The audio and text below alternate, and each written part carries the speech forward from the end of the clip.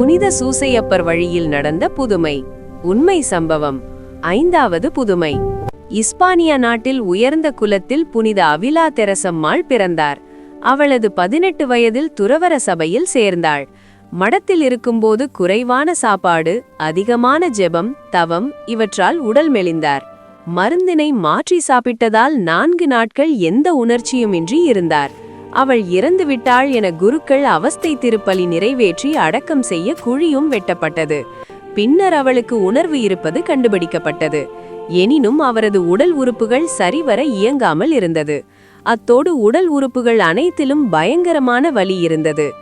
இவ்வாறு 3½ ஆண்டுகள் கடுமையான வேதனை இருந்தாலும் அவர் கடவுளின் திருசித்தத்திற்கு பணிந்து பொறுமையோடு நடந்து கொண்டார். என்ன மருந்து எடுத்துக்கொண்டாலும் நோய் குறைய போவதில்லை என மருத்துவர்கள் கூறினர். 3½ ஆண்டுகளுக்கு பிறகு புனித சூசையப்பரிடம் விசுவாசத்தோடு செபித்தால் நோய் குணமாகும் என விசுவாசத்தோடு செபித்ததால் நோய் குணமானது. இதனை பார்த்தவர்கள் புனித சூசையப்பரை மகிமைப்படுத்தினார்கள். புனித தெரசம்மாள் புனித சூசையப்பரின் புகழ் எல்லா இடமும் பரவ செபித்தார்கள். தான் நிறுவிய கார்மல் சபைக்கு பாதுகாவலராகவும் தங்களுக்காக இறைவனிடம் பரிந்துரை செய்பவராகவும் கொண்டு தம் மரணம் வரை அவருக்கு வணக்கம் செலுத்தி வந்தார்கள். புனித சூசையப்பரும் இவருக்கு பல முறை காட்சியளித்து தனக்குள்ள அன்பை தெரியப்படுத்தி பல துன்ப நேரங்களிலும் இவருக்கு காவலாக இருந்து காத்து வந்தார். எனக்கு புனித சூசையப்பர் செய்த உதவிகள் எவ்வளவு என சொல்ல முடியாது. நான் உதவி கேட்டு ஒருபோதும் கிடைக்காமல் இருந்ததில்லை.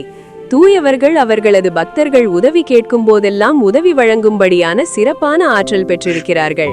அதனால் புனித சூசையப்பரை தங்களுக்கு ஆதரவாகவும் பாதுகாவலராகவும் அனைவரும் வாழ்வில் கொள்ள வேண்டும். இவ்வாறு புனித அவிலா தெரசம்மாள் எழுதி வைத்துள்ளார்கள். எனவே புனித சூசையப்பரை பக்தி விசுவாசத்தோடு வேண்டிக் கொண்டால் நாம் கேட்பது கிடைக்கும் என அறிவோம். ஜெபம். இறைவனால் பரலோக பூலோக அரசியான மரியன்னையை திருமணம் செய்து கொள்ள தேர்ந்தெடுக்கப்பட்ட புனித சூசையப்பரே, உம்மை அன்பு செய்து வணங்கி புகழ்கிறோம். நீர் சகல ஆண்களுக்கும் மரியன்னை சகல பெண்களுக்கும் ஆசீர்வதிக்கப்பட்டவர்கள் என்பதை நம்புகிறோம். இல்லறத்தாரை ஆசீர்வதித்து அவர்கள் நல்வழியில் செல்ல உதவும். உம்முடைய திருமணத்தை நினைத்து எப்போதும் மரியன்னை மேல் பக்தியும் நம்பிக்கையும் கொள்ள உதவி செய்யும் என உம்மிடம் வேண்டுகிறோம். ஆமேன். இன்று சொல்ல வேண்டிய ஜெபம். இல்லறத்தாருக்கு பாதுகாவலகான புனித சூசையப்பரே, உம்மை மன்றாடுகிறோம்.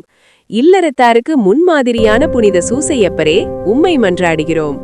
இல்லறத்தாருக்கு பாதுகாவலான புனித சூசையப்பரே, உம்மை புகழ்கிறோம்.